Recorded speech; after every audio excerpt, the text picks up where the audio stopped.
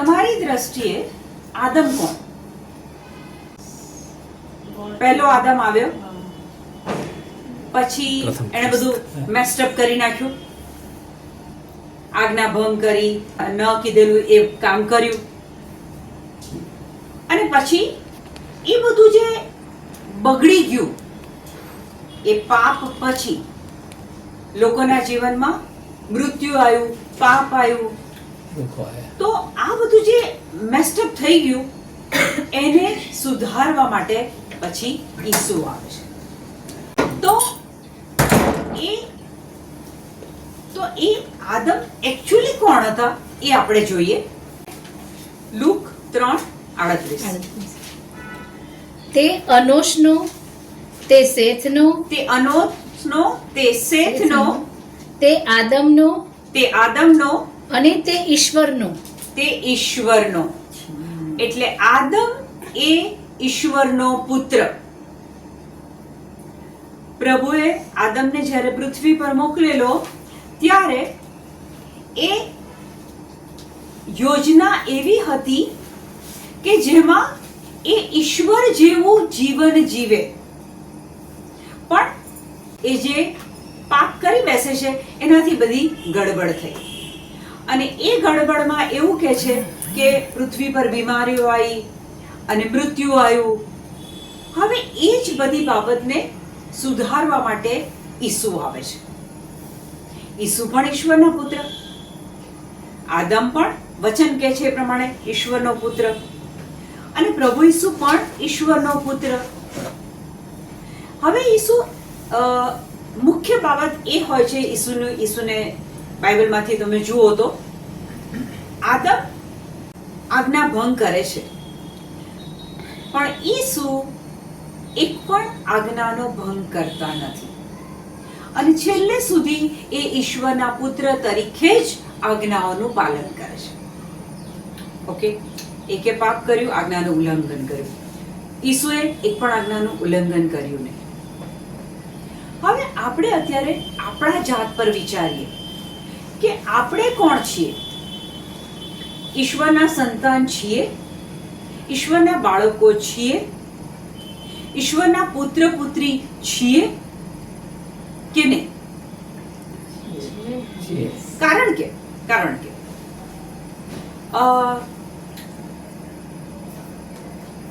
માનો કે કોઈક બાપ, કોઈક પૈસાવાળો બાપ પુષ્કળ સંપત્તિ એના છોકરાના નામ પર કરે છે. એ બાપ મૃત્યુ પામે છે અને મરતા પહેલા એ પુષ્કળ સંપત્તિ એ પેલો નાનો છોકરો હોય છે ઘરમાં, એનો પુત્ર હોય છે, એના નામ પર એની સંપત્તિ મૂકીને જાય છે, લખાણ કામ કરીને જાય છે. હવે છોકરો તો 5 વર્ષ, 6 વર્ષ, 7 વર્ષ, 8 વર્ષ એ સંપત્તિનો માલિક છે. એકચ્યુઅલી એ માલિક છે, પણ એ સંપત્તિ એને મળશે ખરી કાયદેસર? દુનિયાવી રીતે જુઓ તમે, દુનિયાની રીતે બાપની સંપત્તિ બાપની ગેરહાજરીમાં ક્યારે મળે? પુખ્ત વયનો થાય ત્યારે. મારા ખ્યાલથી 21 વર્ષનો થાય ત્યારે, મેજર થાય ત્યારે, 21 વર્ષનો થાય, પુખ્ત થાય ત્યારે પેલી સંપત્તિ એના બાપે જે આપી હતી એ હવે એકચ્યુઅલી એના હાથમાં આવે છે. એનો માલિક તો એ પહેલેથી છે. કરેક્ટ? આને હજુ આગળ લેતા પહેલા એક ખોલો ને, ગલેશિયન્સ 4:1-2. ગલાતિયા 4:1 અને 2. મારું કહેવું એમ છે કે જ્યાં સુધી વારસ સગીર હોય ત્યાં સુધી તે આખી મિલકતનો ધણી હોવા છતાં ગુલામ જેવો જ હોય છે. જો બાપની મિલકત એના નામ પર હોય, પણ જ્યાં સુધી એ મેચ્યોર ના થઈ જાય, પુખ્ત ના થઈ જાય ત્યાં સુધી તો કે છે કે એની મિલકત હોવા છતાં પણ એ તો ગુલામ જેવો જ છે. બીજું વચન, તેણે પિતાએ ઠરાવેલી મુદ્દત સુધી વાલીઓ અને કારભારીઓના કહ્યામાં રહેવું પડે છે. હા, આટલી મિલકતનો માલિક હોવા છતાં એને બીજા જે વડીલો કે જે બધા છે એના કહ્યામાં રહેવું પડે છે. એટલે એક વસ્તુ સમજે પડી દુનિયાવી રીતે, અપરિપક્વ બાળક અને પરિપક્વ બાળક, ઇમેચ્યોર જે નાનો છે અને મેચ્યોર, આ દુનિયાવી રીતે ડિફરન્સ ખબર પડી? તો એ જ રીતે ઈશ્વરના રાજ્યમાં પણ છે કે ઈશ્વરના રાજ્યમાં બાળકો બી છે અને ઈશ્વરના રાજ્યમાં મેચ્યોર પુત્ર અને પુત્રી પણ છે. માનો કે તમારો આ બાળક અત્યારે એમ કે મને એક્ટિવા ચલાવવા દો, તો તમે આપશો? નહીં આપો. તમને ખબર છે કે 18 વર્ષે જ એને લાયસન્સ મળે એ પહેલા એ ચલાવે અને તમને બી ખબર છે કશું પણ થાય તો લોસ તમે તમારા બાળકનો ભોગવશો, બરાબર? પુખ્તતા ના હોય ત્યાં સુધી તમે એ વાહન આપો નહીં. એ જ પ્રમાણે ઈશ્વરના રાજ્યમાં પણ પ્રભુ જુએ છે કે બાળક કોણ છે અને પરિપક્વ કોણ છે. આધ્યાત્મિક રીતે પણ એક પરિપક્વતા કેળવવી પડે. હવે મને કહો કે તમે ઈશ્વરના બાળક છો કે ઈશ્વરના પુત્ર ને પુત્રી, મેચ્યોર્ડ પુત્ર ને પુત્રી છો? તમે કોણ છો? હમણાં તો તમે કીધું કે ભાઈ હા અમે બધા ઈશ્વરના. હવે મને કહો કે બાળક છે. બાળક છે. આજે હું તમને ઊંડાણથી સમજાવું એટલા માટે કે આપણે બાળક છીએ તો ત્યાંથી હવે આપણે આગળ જવું છે. એ ઈશ્વરના મેચ્યોર બાળકો બનવું છે આપણે. ઓકે, તો ઈસુના વિશે પહેલા આપણે જોઈએ, પછી આપણે આપણા પર આવીએ. તો લૂકનો 2 અધ્યાય અને 40મું વચન. બાળક મોટો થયો તેમ તેમ તેના બળ અને જ્ઞાનની પણ વૃદ્ધિ થતી ગઈ. ઈસુ વિશે અહીંયા કહેવામાં આવ્યું છે કે બાળક મોટો થયો. બાળક ઈશ્વરનો પુત્ર હતો ઈસુ, પણ જ્યારે એ નાના છે ત્યારે એમના માટે શબ્દ વાપરવામાં આવ્યો છે બાળક. એ ઈશ્વરનો પુત્ર છે, પણ બાઇબલ કહે છે બાળક મોટો થતો ગયો અને જ્ઞાનમાં, ડાપણમાં એ વધતો ગયો. 41મું વચન. અને તેના ઉપર ઈશ્વરની કૃપા દ્રષ્ટિ હતી. એ બાળકના મા બાપ દર વર્ષે પાસ્કાના પર્વ ઉપર યરૂશાલેમ જતા હતા. આ પ્રસંગ આપણને ખબર છે. ફરીથી અહીંયા બીજી વખત ઈસુ માટે બાળક શબ્દ વાપરવામાં આવ્યો છે. એટલે કે કોઈ પણ વ્યક્તિ માટે આ સમજવા માટે આપણને મદદ થાય છે કે ઈસુ પણ પહેલા બાળક હતા, ભલે ઈશ્વરના પુત્ર હતા. હવે 52માં વચન પર જાઓ. લૂક 2:52. ઈસુ જ્ઞાનમાં અને ઉંમરમાં વધતા ગયા. હા, ધીરે ધીરે હવે ઈસુનો શારીરિક વિકાસ થાય છે, જ્ઞાન વધે છે, ડહાપણ વધે છે. આ એક પ્રક્રિયા છે. ઘણા લોકોને શું હશે, ઓવર અ નાઇટ એકદમ સ્પિરિચ્યુઅલી સ્ટ્રોંગ થઈ જવું છે. જીમમાં જાઓ તો જીમમાં પહેલા દિવસે બધા જ મસલ્સ ડેવલપ નથી થતા. It's a process. એના પર તમારે કામ કરવું પડે. તમે રેગ્યુલર જીમમાં જાઓ ત્યારે મસલ્સ તમારા ડેવલપ થાય. અત્યાર સુધી ઈસુ માટે બાળક શબ્દ વપરાય. હવે ખોલો માથી 3:17. એ જ વખતે આકાશવાણી સંભળાય કે આ મારો પુત્ર છે, મારો પ્રિયતમ પુત્ર છે, તેના ઉપર હું પ્રસન્ન છું. અત્યાર સુધી બાળક. હવે એની આગળનું આખું આપણને વર્ણન જો જોઈએ તો યોહાન બાપ્તિસ્મા કરાવે છે. પછી 16મા વચનમાં કહે છે કે ઈસુ પર પારેવાની જેમ પવિત્ર આત્મા ઉતરી આવ્યા અને ત્યાં પછી વાદળમાંથી વાણી સંભળાય છે કે આ મારો પુત્ર છે. ત્યાં એવું નથી કહેતા આ મારું સંતાન છે, આ મારું બાળક છે, આ મારો પુત્ર છે. એટલે હવે આ જ્યારે થાય છે ત્યારે ઈસુ જાહેર જીવનમાં આવે એ ઉંમર છે, એટલે કે લગભગ 30 વર્ષની ઉંમરની આ વાત છે. એટલે ધીરે ધીરે વિકાસ થયો ઈસુનો. ફિઝિકલી બી થયો, સ્પિરિચ્યુઅલી બી થયો, જ્ઞાનમાં, બુદ્ધિમાં, ડાપણમાં વિકાસ થયો, અને ત્યાં હવે પિતા એમને જાહેર કરે છે આ પુત્ર છે, હવે નથી કહેતા બાળક છે. તો આજે આપણે એ જોઈએ કે ઈશ્વરના બાળક થવા માટે, ઈશ્વરના પુત્ર કે પુત્રી થવા માટે કોઈ ખાસ બાબતની જરૂર છે? કોઈ ખાસ બાબતની જરૂર છે? એક કલ્પના કરો કે તમને કોઈ લગ્નના જમણમાં ઇન્વિટેશન આપ્યું. ઓકે, મેરેજ પાર્ટીમાં તમને ઇન્વિટેશન આપે છે, તમે ત્યાં જમવા જાવ છો. હવે પુષ્કળ બધી વાનગીઓ ત્યાં મૂકવામાં આવેલી છે, અને તમારે જાતે ડીશ લઈને તમને જે ગમે તે લેવાનું, જેટલું ગમે તેટલું લેવાનું. એટલે તમે ખાસું બધું તમારી ડીશમાં મૂકો છો, તમારું પેટ ભરાય છે. પછી તમે ભોજન પૂરું કર્યા પછી તમે પાર્ટી પ્લોટની બહાર નીકળી ગયા. ઓકે, હવે પાર્ટી પ્લોટની બહાર નીકળ્યા પછી તમારે કોઈ ભાઈની જોડે વાતચીત થાય છે, અને એ ભાઈ એવું બોલ્યા કે આજે ગાજરનો હલવો છે ને બહુ મસ્ત હતો, મેં તો બહુ ખાધો. એ વ્યક્તિ શું કહે છે? ગાજરનો હલવો બહુ મસ્ત હતો, મેં તો બહુ ખાધો. અને તમને એકદમ તમારું ધ્યાન જાય છે કે મેં તો ગાજરનો હલવો જોયો જ નથી ટેબલ પર. પછી તમે પેલાને પૂછો ગાજરનો હલવો ક્યાં મૂક્યો હતો? તો પેલા ભાઈ કહે છે તે જોયું નહીં, આ કાઉન્ટર પર છેલ્લે ગાજરનો હલવો હતો. અરે યાર, મેં તો જોયો જ નહીં, મને તો બહુ ભાવે છે. તમારી પાસે ચોઈસ હતી ગાજરનો હલવો ખાવાની, મૂકવામાં આવેલો તમારા માટે, તમે નથી લીધો તો વાંક કોનો? પેલા જેમણે બોલાયેલા એમનો વાંક? વાંક કોનો? તમારો પોતાનો. તો વચન ખોલો, ઈશ્વરના સંતાન અને ઈશ્વરના પુત્ર પુત્રી. વચન ખોલો, યોહાન 1:12. પણ જેમણે લગ્નમાં બધાને બોલાયા હતા, જેમણે ગાજરનો હલવો જોયો એ લોકો ખાઈને તૃપ્ત થયા. જેમણે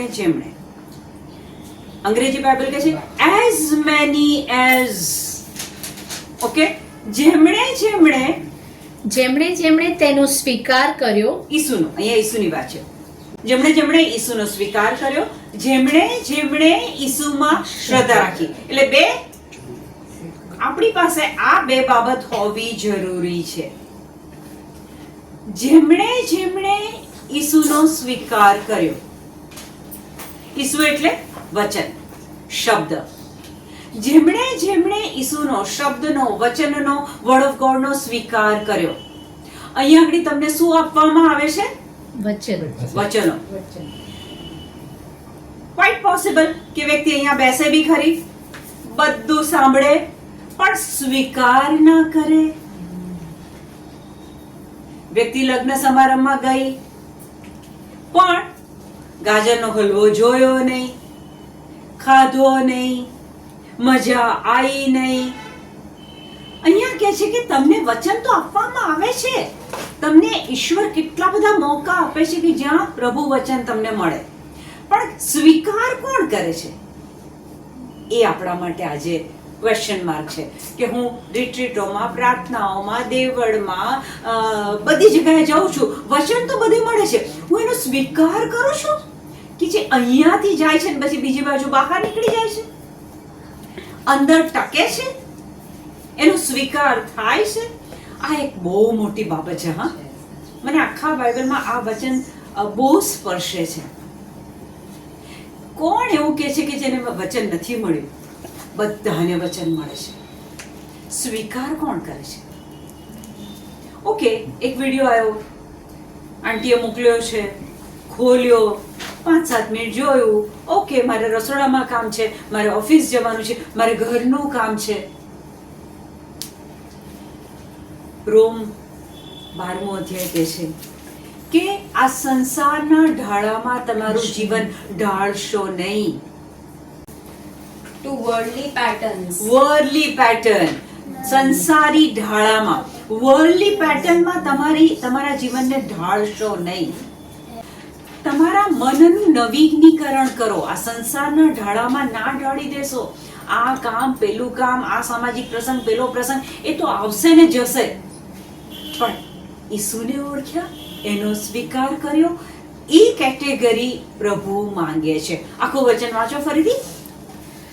પણ જેમણે તેનો સ્વીકાર કર્યો, જેમણે તેના ઉપર શ્રદ્ધા રાખી, તેમને સૌને તેણે ઈશ્વરના સંતાન થવાનો અધિકાર બક્ષ્યો. ઈશ્વરના સંતાન થવાનો અધિકાર ત્યારે જ મળે છે, ત્યારે જ મળે છે જ્યારે ઈસુને સ્વીકારો છો અને એનામાં શ્રદ્ધા રાખો છો. બે ક્વોલિટી અહીંયા માંગે છે આપણી પાસે.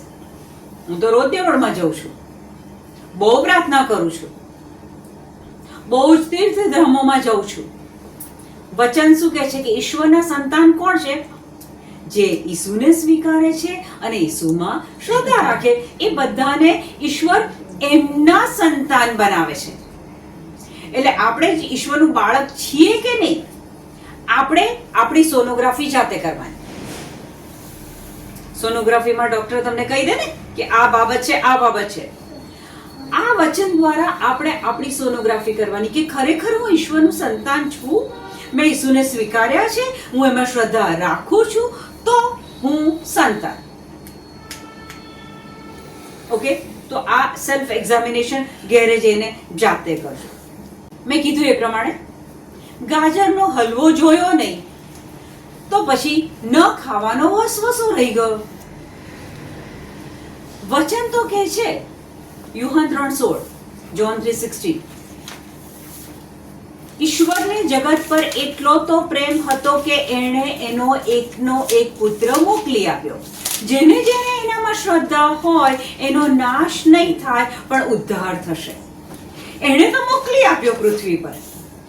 પહેલા આદમે બધું મેસ્ટઅપ કર્યું, એ બધું સુધારવા માટે ઈશ્વર પિતાએ ઈસુને નીચે મોકલી આપ્યા. આજે તમને પ્રભુ ટકોર કરે છે કે મેં તો મારા પુત્રને પૃથ્વી પર મોકલી આપ્યો છે.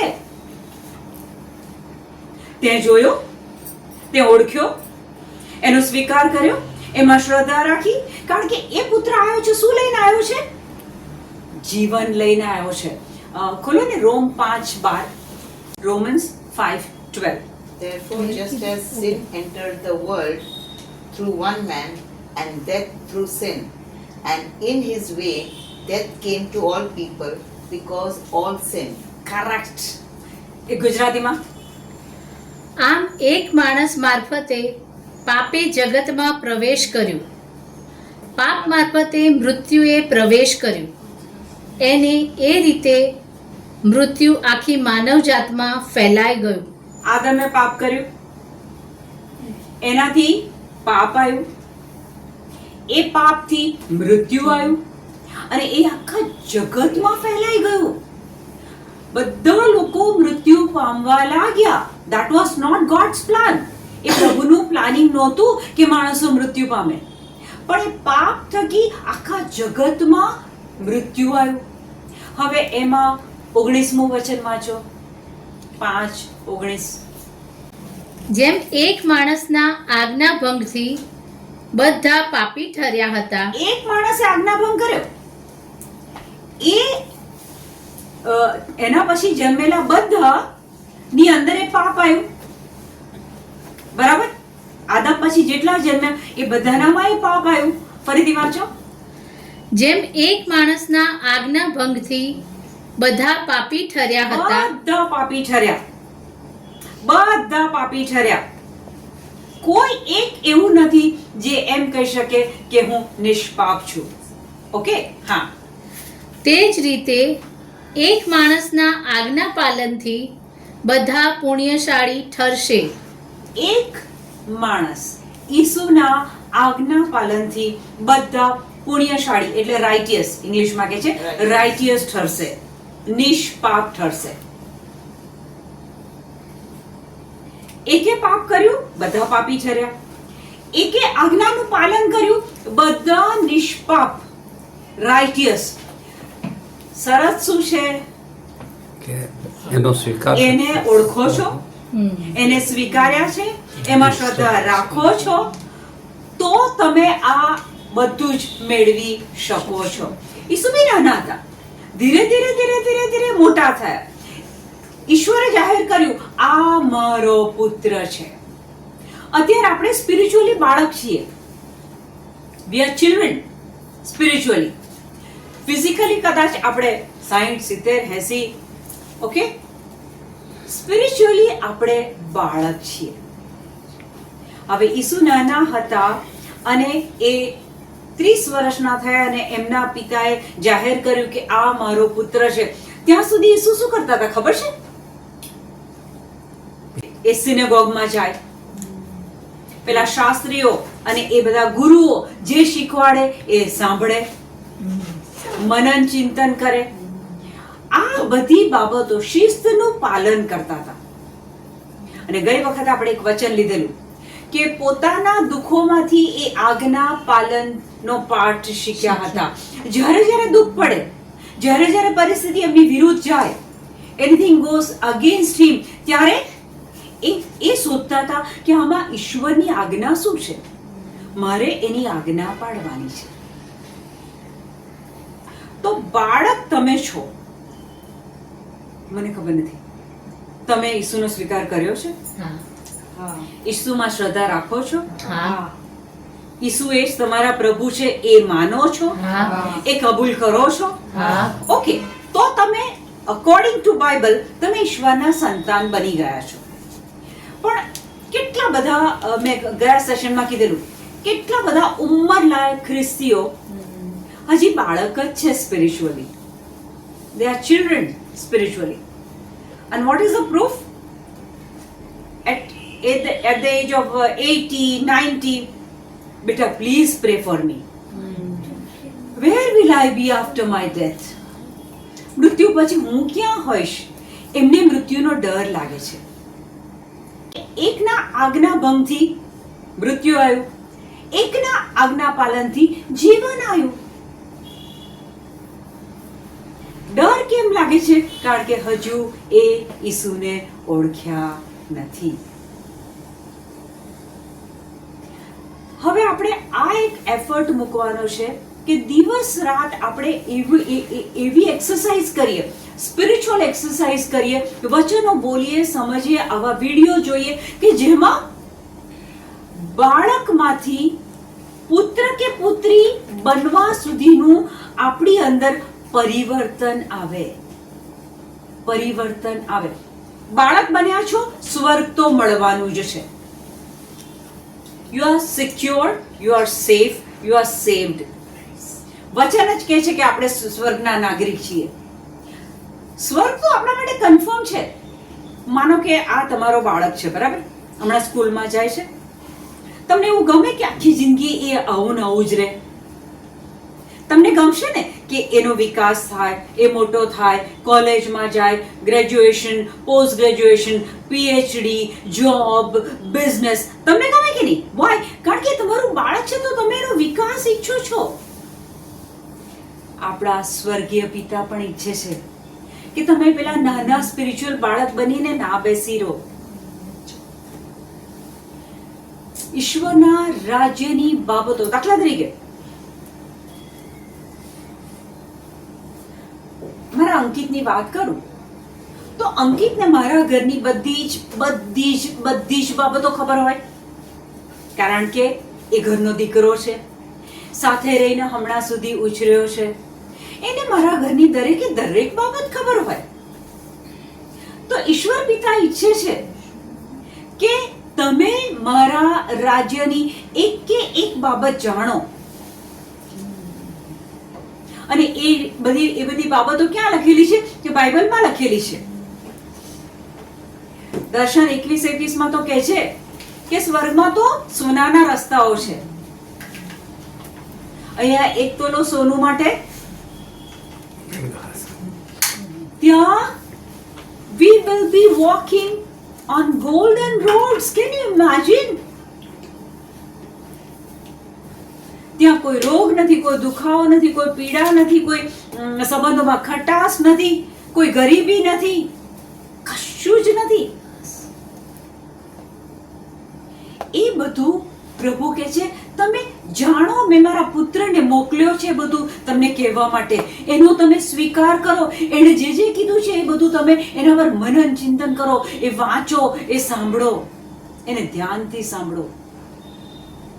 તો પછી એક પ્રશ્ન થાય છે કે આપણે આટલા જણ બેઠા છીએ, આપણામાંથી કોણ ઈશ્વરનો પુત્ર, પરિપક્વ પુત્ર કે પુત્રી છે? બાળક તો આપણે ચલો ઈસુનો સ્વીકાર કર્યો, ઈસુમાં શ્રદ્ધા રાખી, ઈશ્વર પિતાએ આપણે પુત્ર પદ આપ્યું. એ સંતાન, એ બાળક તો છીએ, પણ આટલામાંથી કોણ પરિપક્વ પુત્ર, ઈશ્વરનો પરિપક્વ પુત્ર કે પુત્રી છે? Who is matured son or daughter? To whom I can call the matured son or daughter? આપણા વચનમાં જોઈએ, ઈશ્વરનો પુત્ર કે પુત્રી કોણ, મેચ્યોર્ડ પુત્ર કે પુત્રી કોણ, એ આપણે જોઈએ. રોમ 8:14. જેઓ ઈશ્વરના આત્માના દોર્યા દોરાય છે તે સૌ ઈશ્વરના પુત્રો છે. જે ઈશ્વરના આત્માના દોર્યા દોરાય છે તે ઈશ્વરના પુત્ર કે પુત્રી છે. Those who are led by the Spirit of God, those who are led by the Spirit of God are children of God. હવે આપણા માટે પેલું કહેવાય ને એક અઘરું ચઢાણ. જો આપણે ખરેખર વિકાસ કરવો છે, સ્પિરિચ્યુઅલી ગ્રો કરવું છે, આપણે આધ્યાત્મિક રીતે વિકાસ કરવો છે, ખરેખર ઈશ્વરના પરિપક્વ પુત્ર કે પુત્રી બનવું છે, તો આપણને આ એક માર્ગ બતાવ્યો કે જે લોકો પવિત્ર આત્માના દોર્યા દોરાય. What is the meaning of to be led by the Holy Spirit? પવિત્ર આત્માના દોર્યા દોરાવું એટલે શું? Listens to the Spirit voice. Listening, okay? પ્રભુના આત્માનો અવાજ કેવી રીતના સંભળાય, કોને સંભળાય, ક્યારે સંભળાય, એ કેવું બોલે, ક્યાં બોલે, કોની જોડે બોલે? વચનમાં. ઘણી વખત એવા લોકો તમે જોયા છે કે ઘરમાં કોઈ પ્રશ્ન થાય, પ્રશ્નનું સોલ્યુશન લાવવાનું હોય, પવિત્ર આત્મા તમે બેસો, આજે એનો બતાવી દઉં છું, એને ખબર પડે તો હું કોણ છું. આ વ્યક્તિ પવિત્ર આત્માના દોરવાય છે? ના. બીજો કિસ્સો લઈએ. ઘરમાં કુટુંબમાં એક પ્રશ્ન થયો, 4 જણના 4 ઓપિનિયન છે. પ્રશ્નનું નિરાકરણ આપણે લાવવું છે. એક વ્યક્તિ ગાળો બોલે છે, બીજી વ્યક્તિ જોરથી અવાજ કાઢે છે, ત્રીજી વ્યક્તિ હાથ ઉપાડે છે. આ પવિત્ર આત્માના દોર્યા દોરવાયા જીવે છે? ના. ત્રીજું એક્ઝામ્પલ આપો. એક વ્યક્તિ છે કે જે અન્ય ભાષામાં બોલે છે, પ્રાર્થના બી બહુ કરે છે, ચર્ચમાં સરસ જાય છે. હવે એ વ્યક્તિ એની બહેનપણી જોડે વાત કરે છે. એની બહેનપણી વધારે પ્રાર્થના નથી કરતી, વધારે ચર્ચમાં નથી જતી, વધારે ઉપવાસો નથી કરતી. એટલે દેખીતી રીતે જે ઉપવાસ નથી કરતી કે પ્રાર્થના નથી કરતી એ સ્પિરિચ્યુઅલી ઓછી કહેવાય, અને પેલી જે વ્યક્તિ બહુ ઉપવાસ, પ્રાર્થના, બાઇબલ રીડિંગ એ સ્પિરિચ્યુઅલી વધારે કહેવાય. હવે આ બે વ્યક્તિ વાત કરે છે ત્યારે આ વ્યક્તિ કે જે બહુ ઉપવાસ કરે છે, અન્ય ભાષામાં બોલે છે, રેગ્યુલર ચર્ચમાં જાય છે, એ જ્યારે પેલી વ્યક્તિ જોડે વાત કરે તો વાતમાં એ શબ્દ વાપરે છે. મેં પવિત્ર આત્માને પૂછ્યું છે મને પવિત્ર આત્માએ આવું કીધું છે, મને પવિત્ર આત્માએ એવું કીધેલું કે જા એને સંભળાઈ આય, મને પવિત્ર આત્માએ કીધેલું કે જા એને એનો હિસાબ કરી આય. આ વ્યક્તિ પ્રાર્થનામાં છે, અન્ય ભાષા છે, બધું જ છે.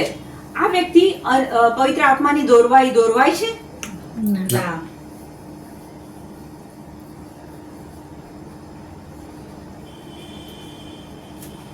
પ્રાર્થના કરવી એક બાબત છે, અન્ય ભાષામાં બોલવું એક બાબત છે, બાઇબલ રીડિંગ કરવું, આ બધું કરવું એક બાબત છે.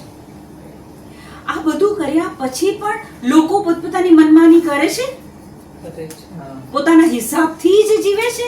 હા. તો વચન અનુસાર જો તમે પવિત્ર આત્માના દોરવાયા નથી જીવતા, પવિત્ર આત્માના દોરવાયા નિર્ણયો નથી લેતા, પવિત્ર આત્માના દોરવાયા પ્રેમ નથી કરતા, પવિત્ર આત્માના દોરવાયા માફી નથી આપતા, તો તમે ઈશ્વરના પુત્ર પુત્રી નથી. હું નથી કહેતી, વચન કહે છે. જે લોકો પવિત્ર આત્માના દોરવાયા નથી જીવતા એ લોકો ઈશ્વરના પુત્ર પુત્રી નથી. ધેટ મીન્સ કે ઈશ્વરના પુત્ર અથવા પુત્રી થવા માટે એક ક્વોલિફિકેશન અથવા એક કેટેગરીની જરૂરત છે.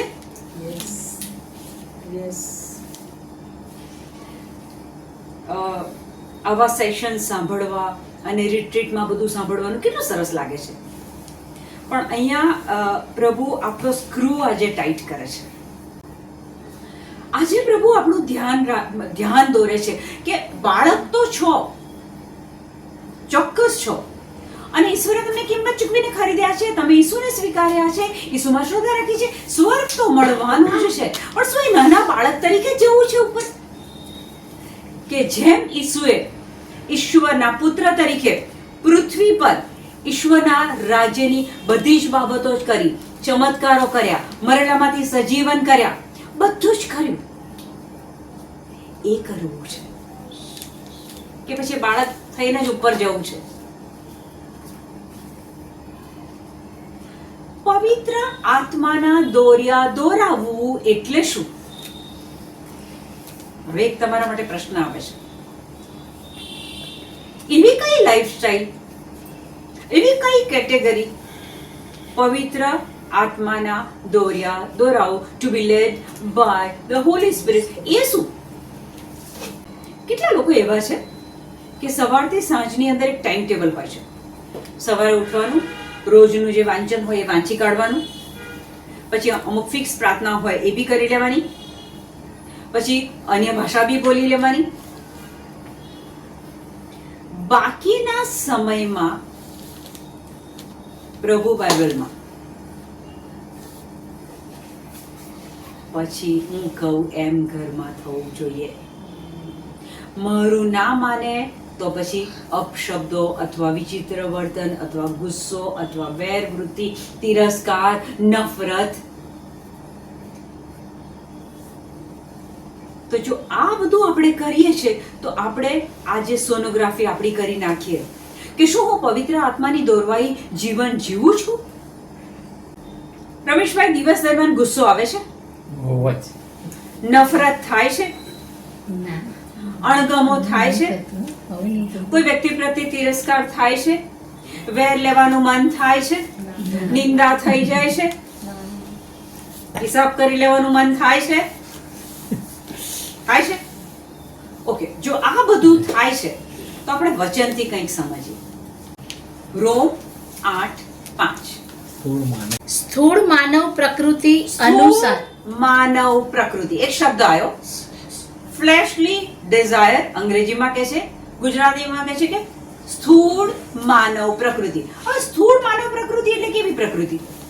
સ્થૂળ માનવ પ્રકૃતિ એટલે કે જે 5 ઇન્દ્રિયોથી જ જીવે છે. દાખલા તરીકે જોવા માટે પ્રભુએ આંખો આપી છે, 5 ઇન્દ્રિયોના કામ છે, એના માટે શરીર આપ્યું છે, અને એટલે જ આપણે આંખ, કાન, નાક, સ્વાદ, સ્પર્શ બધું આપ્યું છે. પણ ઘણા લોકો આ જીભ એના સ્વાદ માટે જ જીવે છે. આંખો, ખબર છે કે આ જોવું એ પાપ છે, તે છતાં પોર્નોગ્રાફી જોયા વગર ચેન નથી પડતું. અથવા જીભનો ઉપયોગ સારા શબ્દો, પ્રેમાળ શબ્દો એની જગ્યાએ, તો વચન કહે છે કે સ્થૂળ પ્રકૃતિ અનુસાર જીવનારા, 5 ઇન્દ્રિયોથી જીવનારા, આગળ વાંચો. સ્થૂળ માનવ પ્રકૃતિ અનુસાર જીવનારાઓની મનોવૃત્તિ પ્રાકૃત બાબતોમાં જ પરોવાયેલ રહે છે. પ્રાકૃત બાબતોમાં જ, શું ખાઈ લઉં, શું માણી લઉં, શું જોઈ લઉં, શું પહેરી લઉં, શું વાપરી લઉં, બધો પૈસો ભેગો કરી લઉં, આ બધી દુનિયાવી સ્થૂળ બાબતમાં. અંગ્રેજી વચન શું કહે છે, વાંચો તો ધ્યાનજી. For those who live according to the flesh set their minds on the things of the flesh. Things of the flash. 5 ઇન્દ્રિયો પર જ આ લોકોનું ધ્યાન કેન્દ્રિત હોય છે. પછી આગળ, જ્યારે પવિત્ર આત્મા અનુસાર જીવનારાઓની મનોવૃત્તિ આધ્યાત્મિક બાબતોમાં પરોવાયેલ રહે છે. કયા પ્રકારના લોકો નેક્સ્ટ કીધા? જ્યારે પવિત્ર આત્મા અનુસાર જીવનારા. હા, પવિત્ર આત્મા અનુસાર જીવનારા, those who are led by the Holy Spirit, એ લોકોની મનોવૃત્તિ કેવી હોય છે? આધ્યાત્મિક બાબતોમાં. ચલો, આજે સેશન છે. મીનાબેન કહેશે આજે એક ઓર્ડર છે બ્યુટી પાર્લરનો, કેન્સલ કરી દો, પણ વચન લેવા જાઓ, ત્યાં સત્ય સાંભળવા જાઓ. મને ઘરમાં કામ છે, એનું ટાઈમ ટેબલ બનાવી દો, ટાઈમ કાઢી અને હું બાઇબલ વાંચું, હું પ્રાર્થના બોલું, હું વચન. આ લોકોની મનોવૃત્તિ કેવી હોય? આધ્યાત્મિક બાબતોમાં. તમારી પાસે 2 ઓપ્શન છે. આજે એક પાર્ટીમાં બી જવાનું છે, ફ્રી પાસીસ આવ્યા છે, હિન્દી ફિલ્મી પ્રોગ્રામ બધો ત્યાં થવાનો છે, અને બીજું ઓપ્શન છે કે અહીંયા સેશનમાં આવવાનું છે. તમને અહીંયા કોઈ ફોર્સ નથી કરતું, તમને પેલા પ્રોગ્રામમાં બી કોઈ ફોર્સ નથી કરતું, પણ જો તમે એ સ્થૂળ પ્રકૃતિ અનુસાર જીવનારા હશો તો પેલા ફિલ્મી પ્રોગ્રામમાં જશો. પવિત્ર આત્માના પ્રેરાય તમે જો જીવન જીવતા હશો તો તમે જ્યાં પ્રભુનું વચન મળે છે ત્યાં જશો. મેં કીધું ને, સોનોગ્રાફી જાતે જ કરવાની છે. આજે હું કઈ તરફ ખેંચાણ અનુભવું છું? સ્થૂળ પ્રકૃતિ પ્રેરિત મનોવૃત્તિને અનુસરવી એટલે મરણ. સ્થૂળ પ્રકૃતિને અનુસરવી, ખાઈ લઉં, પી લઉં, મજા કરી લઉં, સ્થૂળ પ્રકૃતિને અનુસરવી એટલે મરણ. મરણ. ઇંગ્લિશમાં શું કહે છે? To be controlled by human nature results in death.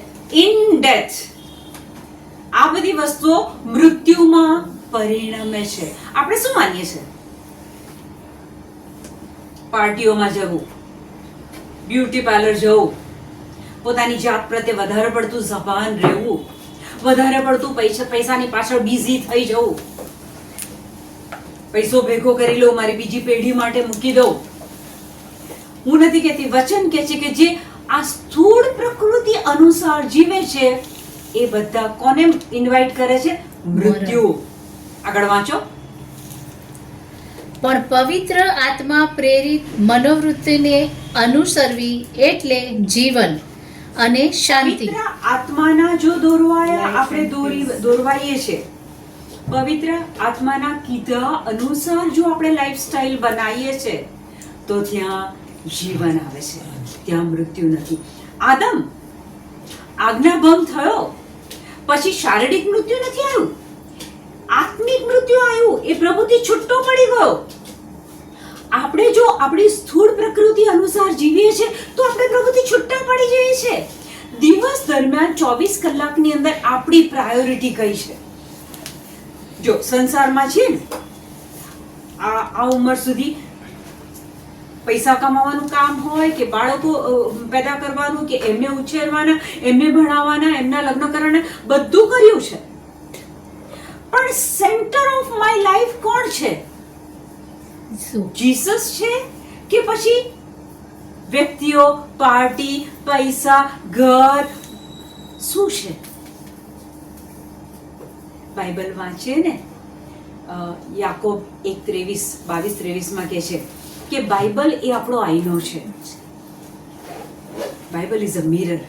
જ્યારે આ ખોલીએ ને એમાં જોઈએ ને ત્યારે ખબર પડે કે આપણે કોણ છીએ, કયા પ્રકારનું જીવન જીવીએ છીએ, કયા ચેન્જીસ લાવવાના છે. કારણ કે નોકરીમાં પેલો બોસ આપણી પાસે એક એક્સપેક્ટેશન રાખે છે. પછી તમે ઘરે આવો છો ત્યારે ઘરના બાળકો, પતિ ને જોઈન્ટ ફેમિલી, તો ત્યાં તમારી જવાબદારીઓ છે. પણ પ્રભુ તો, બાઇબલ તો કહે છે કે સંસારના ધાડામાં તમારું જીવન ઢાળશો નહીં. મારા માટે સમય કાઢો. આવકનો 10મો ભાગ કાઢો મારા માટે. આવકનો 10મો ભાગ ફક્ત પૈસા નથી. 24 કલાક મળે છે, 24 કલાકમાંથી 10મો ભાગ પ્રભુ સાથે બેસો, એની સાથે વાતચીત કરો, બાઇબલ વાંચો, એ આઈનામાં જુઓ, એ તમારી જાતે સોનોગ્રાફી કરો કે હું કયા રસ્તે જઈ રહ્યો છું. એન્ડ આવી જશે એક દિવસે, બાળકના બાળક રહી જઈશું. ઈશ્વર તો બહુ પ્રેમ કરે છે. સ્વર્ગ તો સિક્યોર છે. પણ ઘણા બાળકો શું કહે છે? I will make my parents proud. આજે આપણે એ બોલવાનું છે કે આજે મારા પૃથ્વી પરના જીવનથી મારા સ્વર્ગીય બાપને પ્રાઉડ થવું જોઈએ કે આ બધા કામની સાથે એ મને ભૂલતી નથી, કે મને ભૂલતો નથી, કે મને ઓળખવા માટે પ્રયત્ન કરે છે. નીકળી જશે જીવન, 60 વર્ષ, 70 વર્ષ, બાઇબલ તો 120 વર્ષ કહે છે, નીકળી જશે. પણ કર્યું શું? ખાધું પીધું ને સૂઈ ગયા. સ્થૂળ પ્રકૃતિ. આગળ વાંચો. કારણ સ્થૂળ પ્રકૃતિની વૃત્તિ એટલે ઈશ્વર સાથે વેર. ફરીથી વાંચો. કારણ સ્થૂળ પ્રકૃતિની વૃત્તિ એટલે ઈશ્વર સાથે વેર. રૂપલને હું મારી એક બહેન ગણું, આ તો કાપી કાઢીશ. બહેન ગણું, દીકરી ગણું, મારી પોતાની વ્યક્તિ ગણું. એટલે ભૂતકાળમાં એક સમય હતો અને હું રૂપલના ઘરે આવું અને મારો ઈરાદો તો એક જ હોય, એ મારો પ્રભુ જાણે છે. પછી હું જ્યારે આવું ને, તમે એક સીન જુઓ અહીંયા કે ટેબલ પર શાક સમારાતું હોય, પછી એક બેન ઉપર બેઠા હોય, એક બેન નીચે બેઠા હોય, રૂપલ અહીંયા બેઠા હોય, અને સ્કૂલમાંથી આવીને સાંજના 5-6 વાગ્યા સુધી રૂપલે બહેનો જોડે બેઠા. ખોટું નથી, દુનિયાવી વાતો કરે અને પછી બધું પેલા એમનું કે આ એમનું કે. 3-4-5 કલાક વીતી જાય, પછી પ્રકાશભાઈ આવે અને હું જેટલી વાર આવું ને, બીકોઝ આઈ લવ હર, મને પ્રભુએ એ વ્યક્તિ આપી છે એટલે મને હંમેશા એ વ્યક્તિ માટે એક અગન હતી. આજે નથી, હવે થઈ ગયું છે કામ. અને હું પ્રવીણની સાથે બી શેર ના કરું, પણ મને એટલું બધું થાય કે હું આ વ્યક્તિને કેવી રીતના સમજાવું કે આ સ્થૂળ પ્રકૃતિ છે, આમાં સમય ના બગાડાય. એક વખત રૂપલ, જો તમને યાદ હોય તો, પેલા પૂજારીના સાસુ બેઠા હતા ને મેં એ ગયા પછી મેં એમ કીધેલું કે રૂપલ આટલો બધો સમય ના અપાય એને, એવું કીધેલું.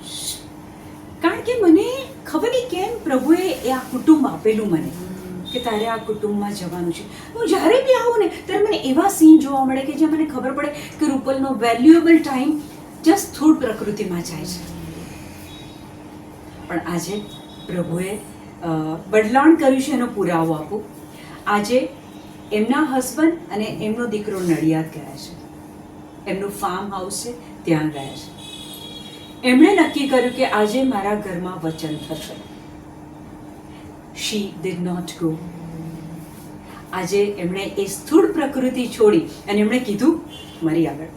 મને કહે છે દર વખતે એવું થાય છે આંટી કે કશું કેવું નાનું હોય પછી મારે જવાનું થાય અને હું જતી રહું છું અને આ મારા ઘરમાં વચન બોલાતા નથી. કે છે આજે મેં નિર્ણય લીધેલો કે હું નહીં જાઉં. પવિત્ર આત્માના દોરવાયા જીવન જીવવું. આઈ એમ સો હેપી. કારણ કે આ ઘર લોકોને બોલાવાના અને બધું જ ખરું, પણ એની પાછળ આપણો ક્રીમ ટાઈમ જતો રહેશે. અને કંઈક સારી વાત થતી હોય, પ્રભુ વચનવાળી વાત થતી હોય, પ્રાર્થના થતી હોય તો કલાકો, પણ પેલી સંસારી બાબતો થાય ને તો પ્રભુ બી જોવે છે ઉપરથી. સ્થૂળ પ્રકૃતિની વૃત્તિ એટલે ઈશ્વર સાથે વેર. એ ઈશ્વરના સ્થૂળ પ્રકૃતિ અનુસાર જીવનાર માણસ, હું નથી, વચન કે છે, એ વ્યક્તિ ઈશ્વર સાથે વેર બાંધે છે. ઈશ્વરને એ નથી ગમતું. હવે તમે કલ્પના કરો કે તમે જેટલી વાર અહીંયા બેસો છો ને જેટલી વાર વચનને અંદર જવા દો છો એટલી વાર તમે પવિત્ર આત્માના દોરવાઓ છો હા અને ઈશ્વર સાથે વેર નહીં પણ ઈશ્વર સાથે સંબંધ બાંધો છો. હા, આપણે ઘરે થોડું એડજસ્ટ કરીને આવવું પડે છે, ચોક્કસ. પણ ઈશ્વરની નજરમાં આપણી વેલ્યુ વધે છે, ઈશ્વર સાથે સંબંધ બંધાય છે. આગળ વાંચો. એ ઈશ્વરના નિયમને વશ થતી નથી. સ્થૂળ પ્રકૃતિ, ફ્લેશલી ડિઝાયર્સ, એ ઈશ્વરની જે ઈચ્છા છે કે મારું વચન વાંચ, ઈસુને ઓળખ, ઈસુ જોડે સંબંધ બાંધ, ઈશ્વરના રાજ્યની વાત સાંભળ, એની સાથે એ મેળ ખાતો નથી. એ ઈશ્વરના નિયમને વશ થતી નથી, બલકે સ્થૂળ પ્રકૃતિ ઈશ્વરના નિયમને વશ થતી નથી, બલકે થઈ શકતી જ નથી. બલકે થઈ શકતી જ નથી. એટલું બધું પેલા શૈતાનનું પ્રેશર હોય છે કે તમને પ્રભુથી દૂર લઈ જવા. ફ્રીમાં પાસ મળી જાય પ્રોગ્રામના, મિત્રનો ફોન આવી જાય, ચાલ પિક્ચર જોવા જઈએ, કિટી પાર્ટી, ચાલ બજાર જતા આવીએ, ચાલ આખી સાંજ જરા ગાર્ડનમાં બેસતા આવીએ. અટ્રેક્શન્સ તો આવશે. એ સ્થૂળ પ્રકૃતિ એ નિયમને વશ થઈ શકતી જ નથી. પછી સ્થૂળ પ્રકૃતિ અનુસાર જીવનારાઓ ઈશ્વરને પ્રસન્ન કરી શકતા નથી. ફરીથી વાંચજો આ વાક્ય, ધ્યાનથી સાંભળો, ફરીથી વાંચો. સ્થૂળ પ્રકૃતિ અનુસાર જીવનારાઓ ઈશ્વરને પ્રસન્ન કરી શકતા નથી. પ્રભુને પ્રસન્ન કરવાની બાબત આવે છે કે છે કે જે લોકો આ 5 ઇન્દ્રિયોને કેન્દ્રમાં રાખીને જીવે છે, ખાવું, પીવું, પૈસા, મોજ, મજા, કે છે કે આ લોકો ઈશ્વરને પ્રસન્ન કરી શકતા નથી. હવે માનો કે તમારે કોઈના ઘરે જવું છે, હા, તમારે માનો કે આ રૂપલના ઘરે આવવું છે. આ રૂપલ તમારાથી નારાજ હશે તો તમે એના ઘરમાં એન્ટર થઈ શકશો? એમના ઘરમાં એન્ટર થઈ શકશો? ના. થઈ શકાય. સ્થૂળ પ્રકૃતિ અનુસાર જીવનારાઓ દુનિયાવી બાબતમાં, સંસારી બાબતમાં રચ્યા પચ્યા છે, પ્રભુને ઓળખતા નથી, પ્રભુનું નામ નથી લીધું, કે છે કે આ લોકો ઈશ્વરને પ્રસન્ન કરી શકતા નથી. કેટલા લોકો એવા જોયા છે તમે કે પોતાની હેસિયત કરતા વધારે સારા દેખાવાનો પ્રયત્ન, હા વધારે પૈસાદાર દેખાવાનો પ્રયત્ન, જોયા છે. આ શું છે? સ્થૂળ પ્રકૃતિ છે. એ સારા કપડા લેવા માટે હેસિયત નથી તો પણ કાર લેવાની, મોંઘા મોંઘા કપડા લેવાના, એના માટે ઘરમાં ઝઘડા થાય છે, અશાંતિ આવે છે. આ સ્થૂળ પ્રકૃતિ છે કે છે કે આવા લોકો પ્રભુને પ્રસન્ન કરી શકતા નથી.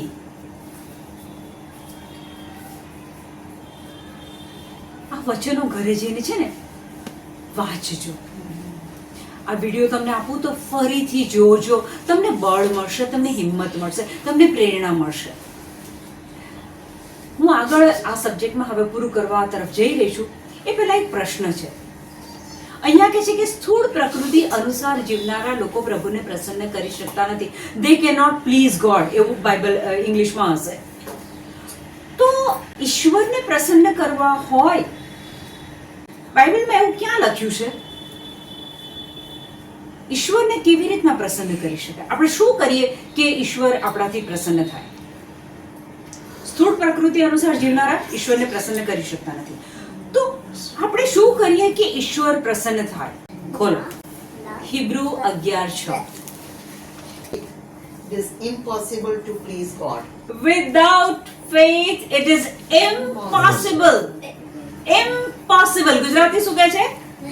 અને શ્રદ્ધા વગર ઈશ્વરને પ્રસન્ન કરવો શક્ય નથી. શ્રદ્ધા વગર ઈશ્વરને પ્રસન્ન કરવો શક્ય જ નથી. ચીકણી ચૂકણી વાતો ને આ ને તે ને 4 વાર દેવળમાં ગયો ને આ કર્યું, જો એનામાં શ્રદ્ધા નથી. યોહાન 1:12, જેણે જેણે એનો સ્વીકાર કર્યો, જેણે જેણે એનામાં શ્રદ્ધા રાખી, તેને પુત્રપદ, તેને એના સંતાન થવાનો અધિકાર મળ્યો. વચન અહીંયા કે જે હિબ્રુ 11:6, શ્રદ્ધા વગર પ્રભુને પ્રસન્ન કરવો અશક્ય છે.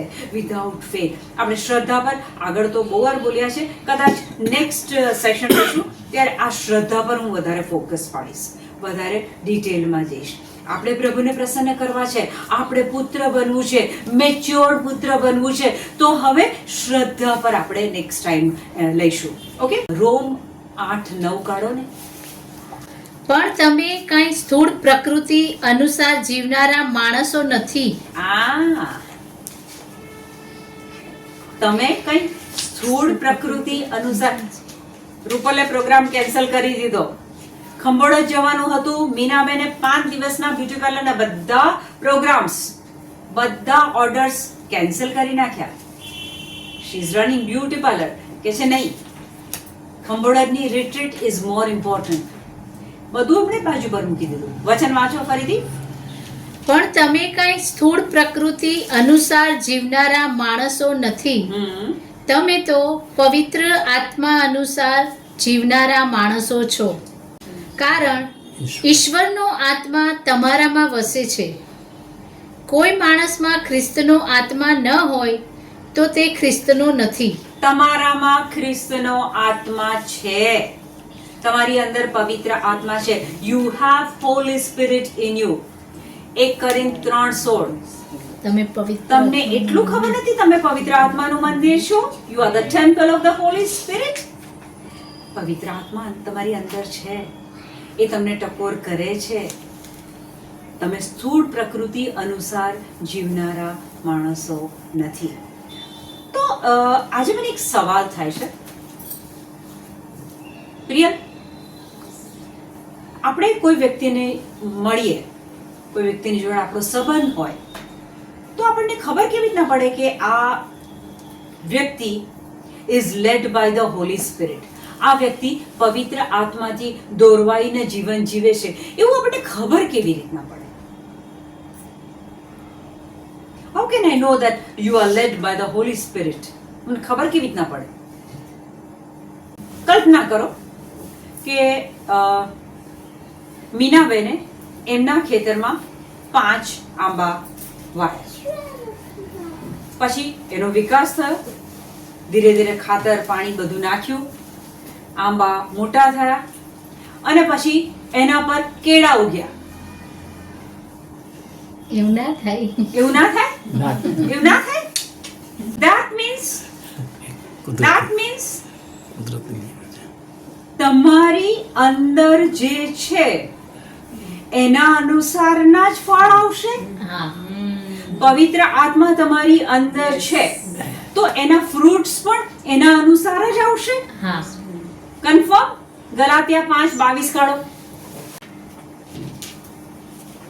તમે આંબા ઉપર કેરીઓ દૂરથી જુઓ છો એટલે સમજી જાઓ છો કે આ આંબાનું ઝાડ છે. પેલા કેળા નીચે લૂમ આખી પેલું આખું એક લટકતું હોય, તમે સમજી જાઓ છો આ કેળાનું છે. ઓકે, ઓરેન્જ, ચીકુ દૂરથી સમજી જાઓ છો. એના ફળ પરથી તમને ખબર પડી જાય છે કે આ કયું ઝાડ છે. હા. તો ગલાત્યા 5:22 અને 23 માં હવે વાંચો. પણ પવિત્ર આત્માના ફળ જુદા જ છે. પવિત્ર આત્માના ફળ. વચન કહે છે કે તમારી અંદર પવિત્ર આત્મા છે, તમે પવિત્ર આત્માનું મંદિર છો. તો એના ફળ કેવા છે? વાંચો. પ્રેમ, આનંદ, શાંતિ, ધૈર્ય, સૌજન્ય, ભલાઈ, વફાદારી, સૌમ્યતા, આત્મસંયમ. આમ આચરનારને નિયમનું બંધન નથી. ઓકે, આ પ્રેમ, આનંદ, શાંતિ, ધૈર્ય, સૌજન્ય, ભલાઈ, વફાદારી, સૌમ્યતા, આત્મસંયમ, સેલ્ફ કંટ્રોલ, આ બધા પવિત્ર આત્માના ફળ છે. તમારા ઘરમાં કોઈ વ્યક્તિ છે, તમારા મિત્ર વર્તુળમાં કોઈ વ્યક્તિ છે, તમારા કુટુંબમાં કોઈ વ્યક્તિ છે જેના જીવનમાં તમે પ્રેમ જુઓ છો, શાંતિ જુઓ છો, આનંદ જુઓ છો, સેલ્ફ કંટ્રોલ જુઓ છો. આ બધા ગુણ તમે જુઓ, આ બધા ફળ તમે જુઓ ત્યારે તમને ખબર પડે. ઘરમાં એક પ્રસંગ બને કે જ્યાં વ્યક્તિ સામાન્ય રીતે અકળાઈ શકે એવા ચાન્સીસ છે, પણ એ ઘરની વડીલ વ્યક્તિ અકળાશે નહીં. પ્રેમથી એ પ્રોબ્લેમનું સોલ્યુશન લાવે છે. એ ફળ તમને જોવાય છે. એ અકળાતું નથી, એ વ્યક્તિ ગાળ નથી બોલતી, એ ગુસ્સો નથી કરતી. ત્યાં તમને એ પવિત્ર આત્માનું ફળ દેખાય છે.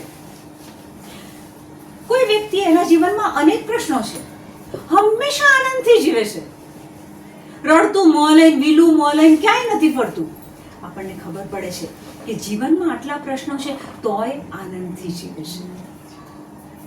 ધૈર્ય, તકલીફ આવી, કસોટી આવી, સમસ્યા આવી, ઘરમાં કશું થયું, ધીરજ, જીભ પરનો કાબુ ના ગુમાવે, હાથ પરનો કાબુ ના ગુમાવે, શાંતિ, સેલ્ફ કંટ્રોલ, આ બધા જ પવિત્ર આત્માના ફળો છે.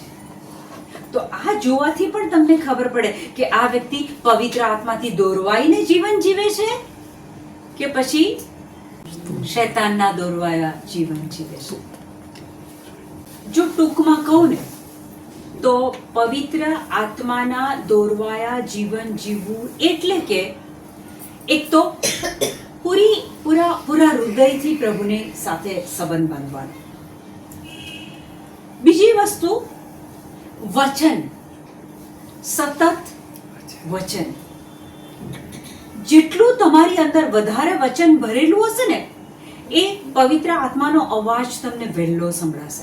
ઘણા લોકો પવિત્ર આત્માના અવાજને સાંભળવાને એક સામાન્ય બાબત બનાવી દીધી છે. મને આજે પવિત્ર આત્માએ એવું કીધું, મને આજે પવિત્ર આત્મા. ઘણા લોકો આ એક શબ્દ, આ એક બોલી કાઢે છે.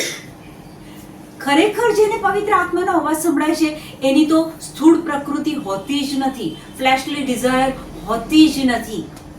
એનું તો જીવન જ આધ્યાત્મિક, પ્રભુ તરફ, વચન તરફ, એની આજ્ઞાના પાલન તરફ.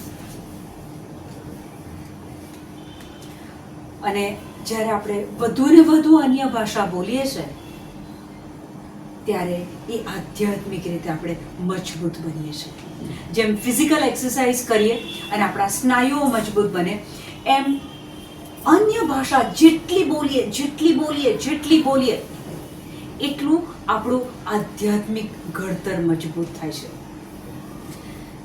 તમે માનો કે કોઈ 5 જણને ઘરે જમવા બોલાયા, તમે ફર્સ્ટ ક્લાસ કરીવાળું ચિકન બનાવ્યું છે. ઓકે, તપેલામાં ચિકન છે અને તમે બનાવીને તૈયાર રાખ્યું છે. હવે પીરસવાનો સમય આવે છે એટલે તમે કરીવાળું ચિકન છે એટલે તમે પેલો ચમચો લો છો અને પછી અંદર પહેલા શું કરો છો? હલાવો છો. પીસીસ બધા ટુકડા તો નીચે છે, કરી ઉપર છે. હવે એ ટુકડાને તમારે ઉપર લાવવું હોય તો પહેલા સ્ટર કરવું પડે ને, હલાવવું પડે ને. જ્યારે તમે અન્ય ભાષા બોલો છો ને ત્યારે તમારી અંદર એ સ્પિરિટની અંદર એ વલોણીનું કામ થાય છે.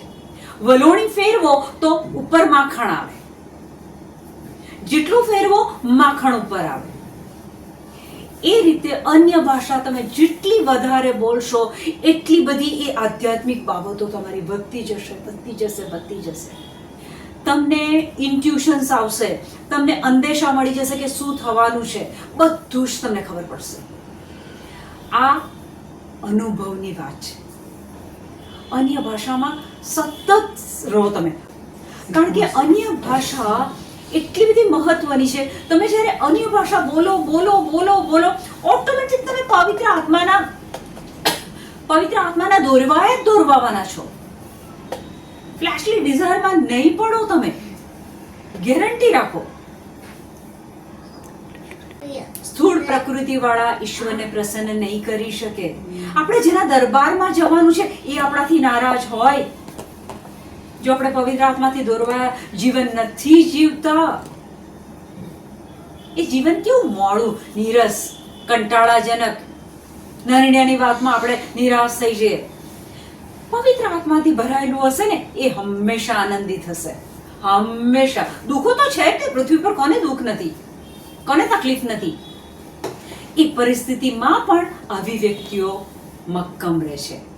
સો પવિત્ર આત્માના આ 9 ફળ, પ્રેમ, આનંદ, શાંતિ, ધૈર્ય, સૌજન્ય, ભલાઈ, વફાદારી, સૌમ્યતા, આત્મસંયમ, આ કેળવવાના છે આપણે. અને જાતે નહીં કરી શકીએ. એ પવિત્ર આત્માના ફળ તો ઓટોમેટિક ઉગશે. તમે ઝાડ વાવ્યું આંબાનું, ખાતર પાણી નાખ્યું, ફળ તો જાતે જ આવશે. પણ એ અન્ય ભાષા બોલો, વચનોમાં રહો. Thank you Jesus. આમેન.